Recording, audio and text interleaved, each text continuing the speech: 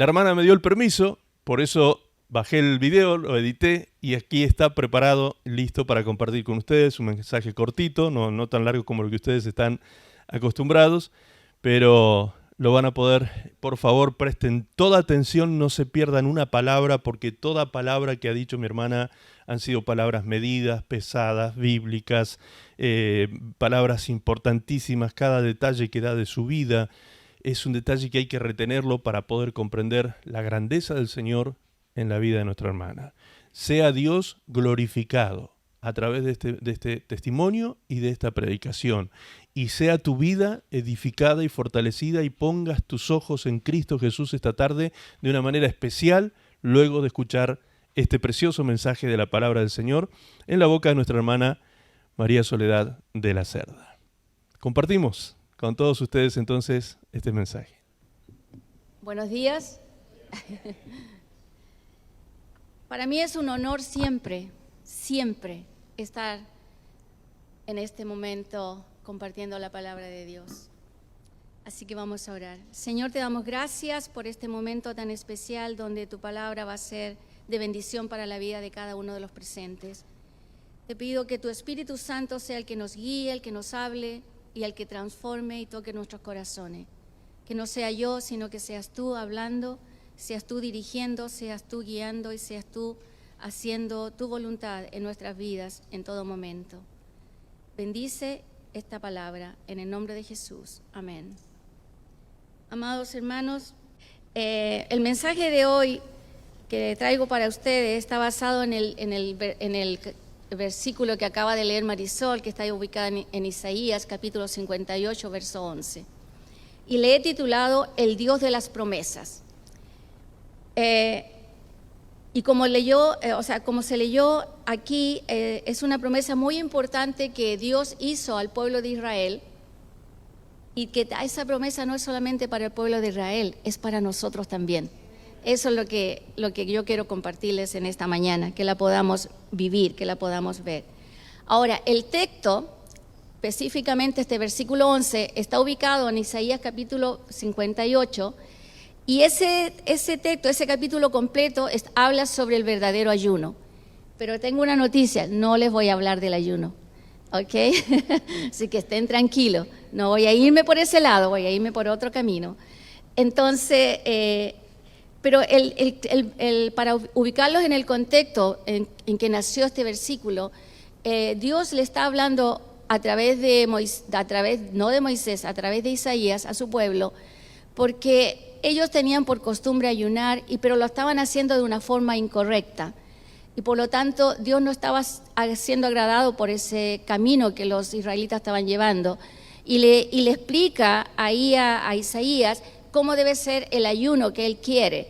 Entonces, por ejemplo, el ayuno al que él te está llamando es un ayuno de desatar ligaduras, dice, de esas ligaduras de impiedad, de esas ligaduras que no te dejan vivir, de liberar de la opresión y dar libertad a los que sufren. Entonces, en ese entorno nace y surge esta promesa de Dios que dice: Jehová te pastoreará siempre, y en las sequías saciará tu alma y dará vigor a tus huesos, y serás como huerto de riego y como manantial de aguas, cuyas aguas nunca faltan. Esa es la idea de por qué Jehová está actuando y está diciendo este texto. Ahora bien, lo primero que se puede extraer de esta promesa divina, yo siempre digo divina porque vienen de Dios, ¿cierto?, es que Jehová los pastoreará, dice. Jehová los pastoreará. En otras versiones dice los guiará, los conducirá, los protegerá, no importa el sinónimo, pero la idea es que Él es el pastor, ¿ya? En otras palabras, Dios es nuestro pastor. Para comprender esto, es importante tener en claro por qué Dios dice eso, que Él pastoreará. ¿Por qué lo asimila a esta imagen de pastor? Entonces, los israelitas, desde la época de los patriarcas, ellos son ganaderos. O sea, ellos producen muchos animales y viven de ello. Entonces, los israelitas sabían con certeza lo que significaba ser pastor, porque el pueblo comenzaba, ¿cierto?, asociar esta idea de pastor, porque por ejemplo, para nosotros que vivimos en otro contexto totalmente diferente, nosotros no tenemos rebaños de ovejas ni de animales, no pastoreamos nada, ¿no es cierto?, de animales. Pero en esa época en que Isaías estaba, todo el mundo, o sea, era muy común ser pastor. Entonces todos los israelitas la mayoría de ellos eran pastores y ellos sabían lo que significaba ser pastor. Entonces, como nosotros no tenemos mucha claridad en ese aspecto, yo les voy a clarificar un poquito por qué Jehová es nuestro pastor. Entonces, el pastor era muy importante porque era una persona imprescindible en el rebaño. Si el rebaño no tenía un pastor, las ovejas estaban en cualquier lugar, ¿no es cierto?, dispersadas. Entonces, la labor que él cumplía era muy importante. Cuando los pastores iban a sus rebaños y los sacaban en la madrugada para ir a comer en diferentes lugares, las ovejas reconocían la voz del pastor. O sea, ellos llegaban, no era solo un pastor, eran muchos, ¿cierto?, que guardaban los rebaños en ciertos sectores, y ellos llegaban y las empezaban a llamar. Y las ovejas, entre medios, se empezaban a poner con los pastores correctos, reconocían la voz. Entonces, una de las características del pastor es que las ovejas reconocen su voz. ¿Ok? Es muy importante. Y además de eso, lo seguían. Después que el pastor conduce los rebaños, ¿cierto? Porque las tierras de donde ellos estaban trabajando eran áridas, eran muy desérticas. Entonces no era que hubiera pasto como estamos aquí, pasto por todos lados. Tenían que ir en diferentes sectores a buscar y llevar a los rebaños para que los pudieran alimentarse. Y el pastor tenía que estar siempre alerta, porque no es que anduviera con 5 ovejitas, hermano, andaba con cientos de ovejas, ¿ok? O sea, imagínense, era un rebaño, eran grandes, eran cantidades grandes. Entonces, él tenía que cuidar de esas ovejas. Entonces, una de las otras características que tiene el pastor es que él está siempre en estado de alerta y vigilancia, ¿ya? Vigilando de que ninguna de sus ovejas se pierda, ni se vaya lejos o quede en el camino rezagada porque se hirió una patita o porque algo le pasó. Él siempre sabía, o sea, con mirar, sabía perfectamente dónde estaban cada una de ellas. Y entonces ese estado de vigilancia constante lo tenía el pastor. El pastor defendía el rebaño, ¿ok? No solamente los miraba, sino que los defendía de todos esos animales depredadores que se le acercaban y se los querían arrancar o querían llevarse, especialmente a los bebés. Entonces él los defendía, ¿okay? Los rescataba de todo eso y cuidaba de las ovejas que recién parían, ¿ya? Y también de todas las que estaban rezagadas y de las que estaban enfermas. Como ven, el papel del pastor era súper importante, pero los israelitas entendían este concepto de pastor. Entonces, al darse cuenta todo lo que hace un pastor, ellos, y Jehová decía, yo los pastorearé, ellos se asumían inmediatamente que eran el rebaño de Jehová, que iban a ser cuidados como ellos cuidaban a sus rebaños. Entonces, para ellos era muy, muy importante.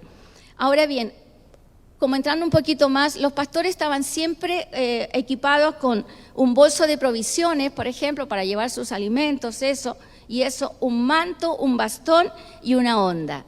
Ahora bien, ellos usaban el bastón, que era un palo largo, que generalmente tenía así como un vértice, o sea, una forma en la parte superior, con la cual atraían a las ovejas, o sea, las hacían que volvieran al rebaño, ya, para que no se escaparan. También usaban la honda para cuando una oveja se estaba rezagando, quedándose en el camino, entonces ellos con su honda tiraban la piedra, no le pegaban a la oveja, ¿ok? Recuerden que ellos cuidan, tiraban la piedra y quedaba cerca de la oveja, entonces la oveja como reaccionaba y volvía al rebaño. Entonces esas eran las funciones que hacían todas estas cosas. Usaban los mantos para protegerse de las inclemencias del tiempo, porque su trabajo era casi las 24 horas. O sea, ellos pasaban muchas horas con sus ovejas, en tiempos de calor, en tiempos de frío, pasara lo que pasara, estaban ahí, entonces se estaban protegiendo. Por esta razón tan importante, Dios le dice a los pastores que los pastoreará, que los guiará continuamente y permanentemente. ¿Ok? Esa es la idea. porque ellos entendían 100% el concepto de ser pastoreados. Por eso que en el Salmo 81 dice, Salmo 80, verso 1 dice: oh pastor de Israel, escucha, tú que pastoreas como a ovejas a José, que estás entre querubines, resplandece. ¿Ya? O sea, eran importantes. Y no olvidemos lo que dice el Salmo 23, hermanas, el Salmo querido que todo el mundo ama y pareciera que conocen de memoria, pero no yo no me lo conozco de memoria todavía. Dice lo siguiente, se los voy a leer, dice: Jehová es mi pastor, nada me faltará, en lugares de delicados pastos me hará descansar, junto a aguas de reposo me pastoreará, confortará mi alma, me guiará por sendas de justicia por amor de su nombre. Aunque ande en valle de sombra de muerte, no temeré mal alguno, porque tú estarás conmigo, tu vara y tu cayado me infundirán aliento. Aderezas mesas delante de mí en presencia de mis angustiadores. Unge mi cabeza con aceite, mi copa está rebosando. Ciertamente el bien y la misericordia me seguirán todos los días de mi vida, y en la casa de Jehová moraré por largos días. Gloria a Dios, gloria a Dios. Ahora bien, en la segunda parte de la promesa que estamos leyendo, primero fue que Jehová nos pastoreará.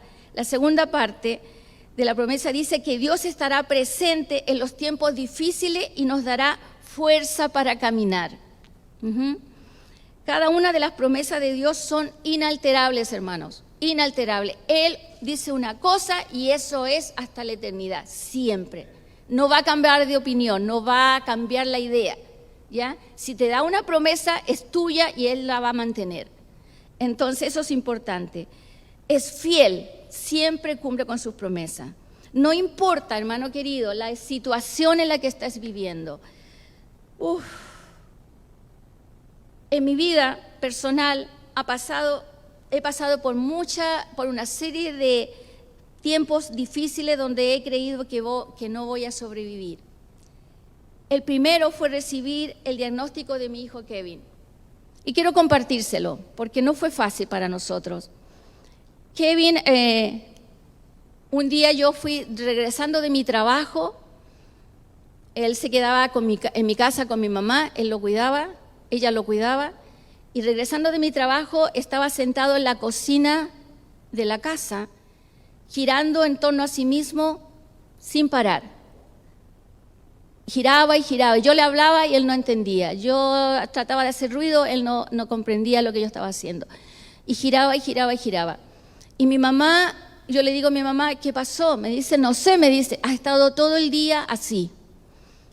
Antes de irme a trabajar y de llevar a los niños a la escuela, Kevin subió a mi habitación y se tiró encima mío y jugaba conmigo.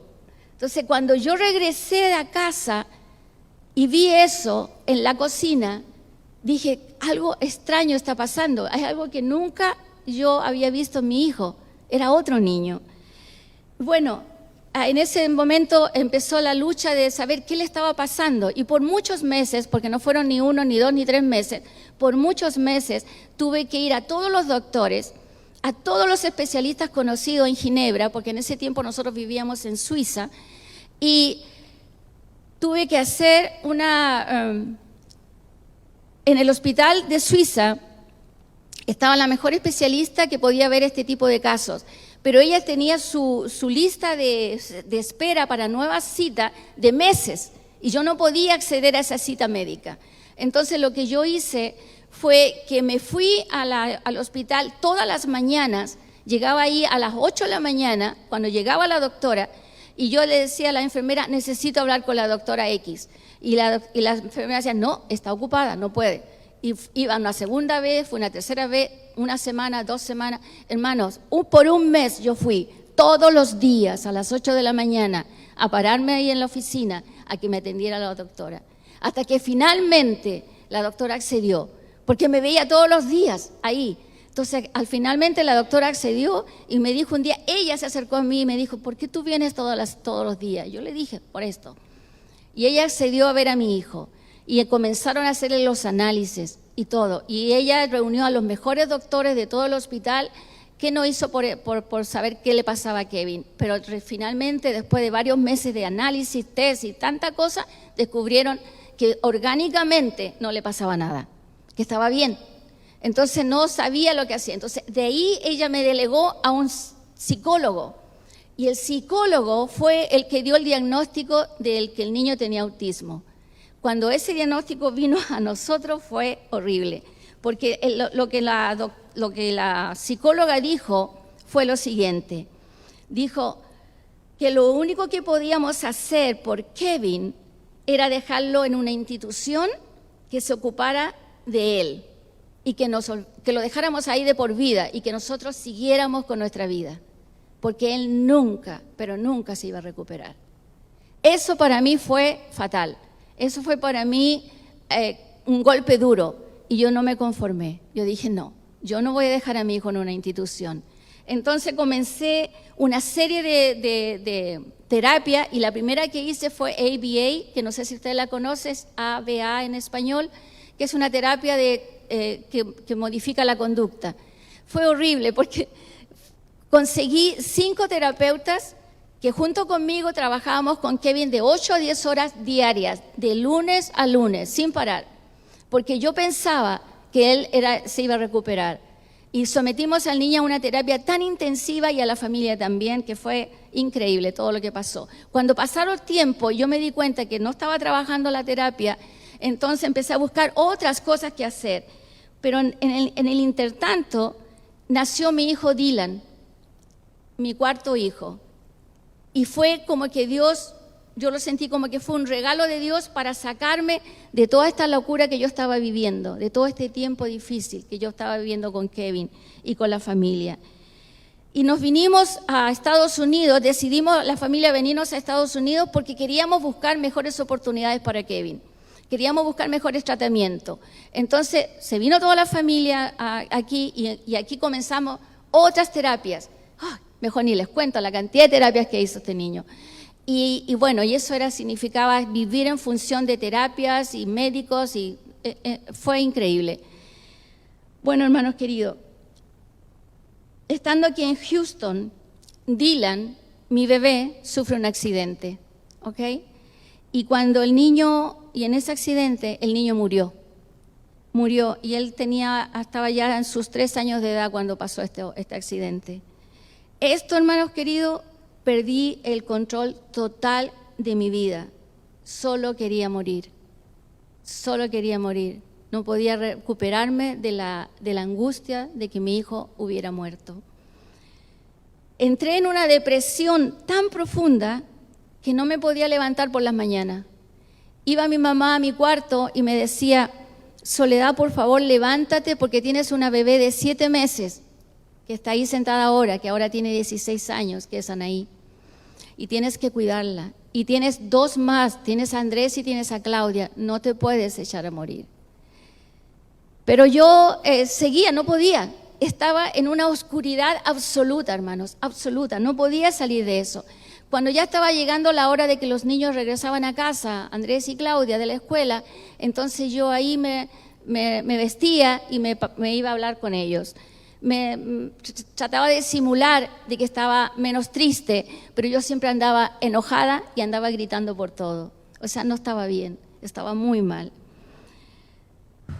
Entonces, como tenía esta idea, esta depresión tan grande, solo quería morir y en muchas ocasiones,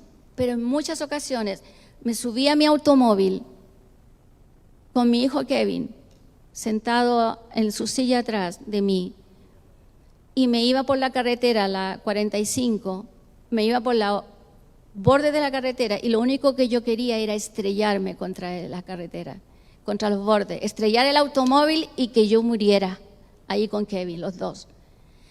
Y llorando, porque yo siempre estaba llorando y a veces ni siquiera veía, con tanta lágrima que caía de mis ojos, no veía bien el camino que había delante de mí. Y yo le digo una cosa, yo escuchaba la voz de Dios que me decía, no lo hagas. Porque no solo puedes morir tú, sino que pueden morir personas que no tienen nada que ver con tu problema. No lo hagas. Entonces, como que yo reaccionaba y me bajaba de la carretera al siguiente exit que veía y me metía a cualquier estacionamiento y ahí me quedaba por tiempos largos llorando amargamente por todo el dolor que sentía. Y solo veía que mi compañero silencioso me miraba, porque era el único que estaba ahí conmigo. Bueno, sé que Dios me cuidó, hermanos. Sé que Dios me cuidó. Sé que Dios manejó ese vehículo por mí. Sé que Dios protegió la vida de las personas de los otros automóviles. Sé que Dios lo hizo, porque si no, yo no estaría aquí, ¿ok? No estaría aquí. Me salía de la carretera y era una cosa increíble. Pero lo que yo empecé a sentir fueron tiempos tan difíciles para mí, tan difíciles, que hasta una mañana, un día domingo, me levanté, me desperté, me senté en la cama y yo dije, voy a ir a la iglesia. Así de rápido, voy a ir a la iglesia. Me vestí y me fui a la iglesia. Y llegué ahí y yo sentía que cada mensaje, que cada palabra que el pastor estaba diciendo eran para mí. Y yo lloraba y lloraba y lloraba sin descanso porque veía que todo eso era para mí. Y poco a poco sentí ese amor inagotable de Dios en mi vida. Sentí que Dios me acariciaba, me tomaba en sus brazos, me limpiaba mis lágrimas, me sanaba de mi alma, de mi corazón, que sentía que Dios cambiaba ¿cómo decirlo?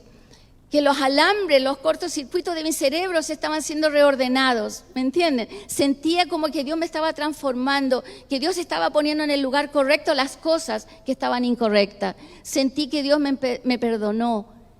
Pero lo más grande de todo, hermano, fue sentir que yo me podía perdonar. Que Dios me enseñó que yo tenía que perdonarme, que yo tenía que darme oportunidades en la vida.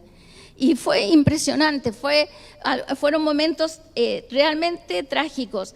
Y yo quiero llevarlos así, a esto, a que mi corazón comenzó a sanar y darme cuenta de que sin Dios no podía vivir. Que sin Dios no podía vivir, que yo necesitaba a Dios, lo necesitaba con todo lo que tenía en mi vida, con todo. No estaba siendo perfecta, pero Dios estaba trabajando. No estaba siendo la mejor madre del universo, pero Dios iba a trabajar para que llegara a ser un poco cerca a eso. Sentía que estaba en un vacío tremendo, pero Dios empezó a llenar ese vacío. Y el Salmo 34, 18 es una promesa que dice, Dios siempre está cerca para salvar a los que no tienen ni ánimo ni esperanza. Hermanos, así estaba yo, sin ánimo y sin esperanza, a punto de perderlo todo, todo. Dios estuvo presente en cada momento difícil. Nunca me dejó sola, nunca. Y me dio fuerza para continuar. A través de esos momentos tan difíciles, pude sentir su amor, su protección, su transformación, su consuelo, su fidelidad y su misericordia. Sé que lloró conmigo, ¿ok? No solamente me sostuvo, Él lloró conmigo. Sé que me sostuvo en sus brazos, sé que me alimentó mi alma. Sé que un día me dijo en un retiro espiritual, al tiempo después, deja en la cruz a Kevin y vive para mí. Así tal cual, deja a Kevin en la cruz y vive para mí.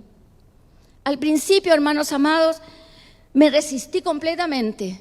¿Por qué? Porque yo estaba con esta locura dentro de mi ser de querer que mi hijo se recuperara, de verlo hablar y hacer las cosas que todo jovencito de su edad podía llegar a hacer. Y no podía ver más allá, pero Dios me sacó de ahí.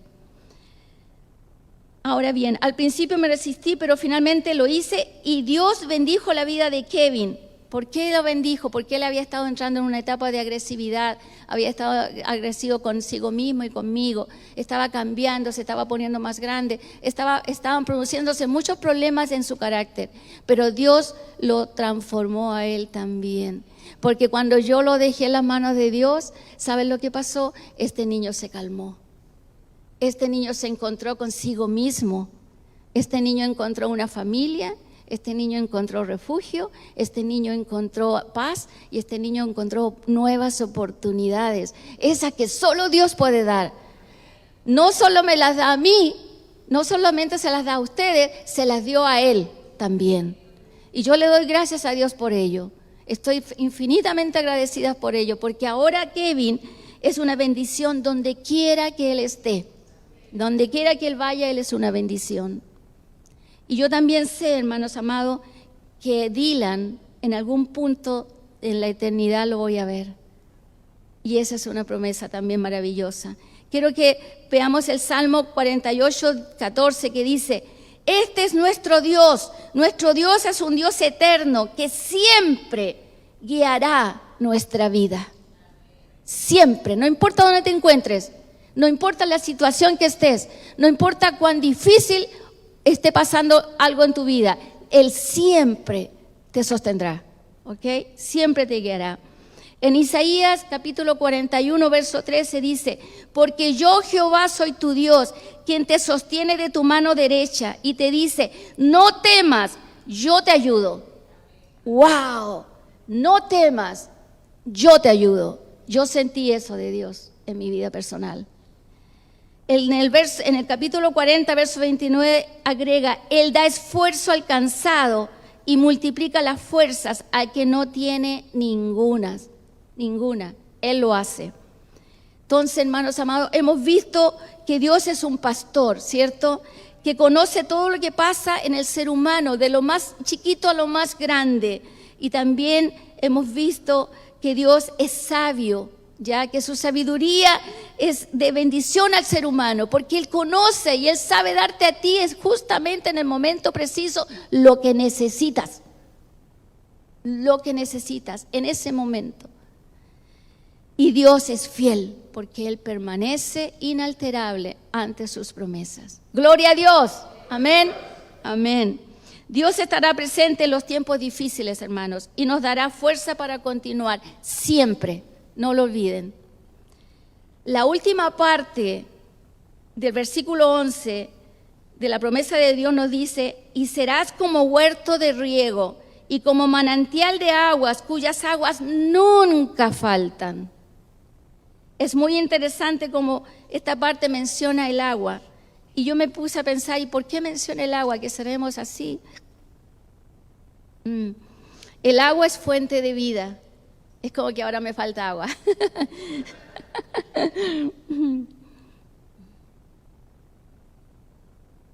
El agua es fuente de vida, ¿cierto? Es un elemento vital para nosotros. No podemos vivir sin el agua. Tampoco la vegetación puede sobrevivir sin el agua. Nadie puede vivir sin el agua. Necesitamos el agua en todo momento. Es algo imprescindible.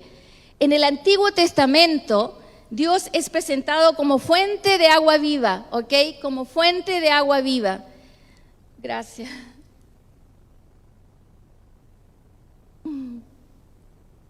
No sé, es una forma que la gente que predica tiene que aprender a respirar. Y el problema es que yo todavía no he aprendido a respirar mucho. Tengo que aprender.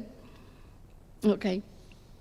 Estaba diciendo que en el Antiguo Testamento Dios es presentado como fuente de agua viva, en cuya cercanía nosotros podemos vivir. Qué maravilloso, ¿no? También Jesús se llama a sí mismo agua viva. Que quien cree en Él, en Jesús, se convertirá en fuente de agua viva. O sea, nosotros somos fuente de agua viva. ¡Gloria a Dios! El agua es símbolo de purificación y limpieza espiritual. La palabra de Dios es comparada con el agua en cuanto que vivifica y transforma la existencia humana. No lo olviden. Su promesa dice que serás como huerto de riego, serás fructífero. Si leemos Salmo 1, verso 1 al 3 dice: bienaventurado el varón que no anduvo en consejo de malos, ni anduvo en camino de pecadores, ni en silla de encanecedores se ha sentado, sino que en la ley de Jehová está su delicia, y en su ley medita de día y de noche. Será como árbol plantado junto a corrientes de aguas, que da su fruto en su tiempo, y su hoja no cae, y todo lo que hace prosperará. Gloria a Dios. Esa es otra promesa de Dios. El Salmo 37 dice: Tú debes confiar en Dios, dedícate a hacer el bien, establécete en tu tierra y mantente fiel a Dios. Entrégale a Dios tu amor y Él te dará lo más que deseas. Pon tu vida en sus manos, confía plenamente en Él y Él actuará en tu favor. Gloria a Dios. Otra promesa. Salmo 84. Porque el sol y escudo es Jehová Dios, gracia y gloria dará Jehová. No quitará el bien a los que andan en integridad. Considérala. Salmo 103. En cambio, el amor de Dios siempre será el mismo. Dios ama a quienes le honran y siempre les hace justicia a sus descendientes. Tus hijos tienen promesa de Dios también. Isaías 65 dice, antes de que me llamen, yo les responderé. Antes de que terminen de hablar, ya los habré escuchado. Gloria a Dios, hermano. Antes de que tú termines, Él ya te escuchó. Y Él está ahí, pronto para bendecirte, pronto para recogerte, pronto para darte una salida, pronto para tomar tu vida y transformarla y hacer maravillas contigo. Isaías 54 dice, ninguna arma forjada contra ti prosperará y condenarás toda lengua que se levante contra ti en juicio. Esta es la herencia de los siervos de Jehová y tu salvación de mí vendrá, dijo Jehová. De mí vendrá, no de otra parte, de mí vendrá. No de mi sabiduría, de mí vendrá, de Jehová. ¿Ok? Deuteronomio 7:9 dice, conoce pues que Jehová tu Dios es Dios. Dios fiel, que guarda el pacto y la misericordia a los que le aman y guardan sus mandamientos hasta 1000 generaciones. Oh my God. Todo lo que viene detrás mío será bendecido, porque hay una promesa de Dios en ello. La Biblia está llena de promesas y yo podría seguir y seguir citando promesas de Dios y estaríamos aquí todo el día porque está llena de promesas. Para concluir, hermanos, puedo decir que el texto, esta promesa tan maravillosa, presenta que nosotros como seres humanos somos transformados completamente por Dios, que Él tiene cuidado de nosotros, que Él nos pastorea, que Él nos guía, que Él permanece inalterable a nuestro lado, que Él está siempre presente en las situaciones más complicadas y hasta las más fáciles, en todo momento, porque Él nos ama, Él tiene cuidado, Él tiene ese sentido de pastor, de proteger, de lidiar con tu vida y no dejarte solo. Siempre te acompañará, siempre estará contigo. Al estar unidos a Dios es cuando más podemos dar frutos, hermanos, y ser de bendición a nuestro prójimo.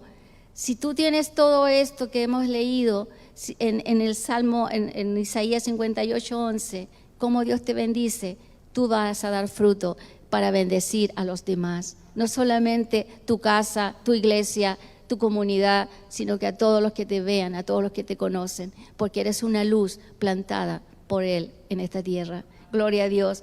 Así que, mis amados hermanos, permanezcamos en estas promesas y pase lo que pase en sus vidas, aférrense a cada promesa, pero a cada promesa, y no olviden, Jehová te pastoreará siempre y en la sequía saciará tu alma y dará vigor a tus huesos.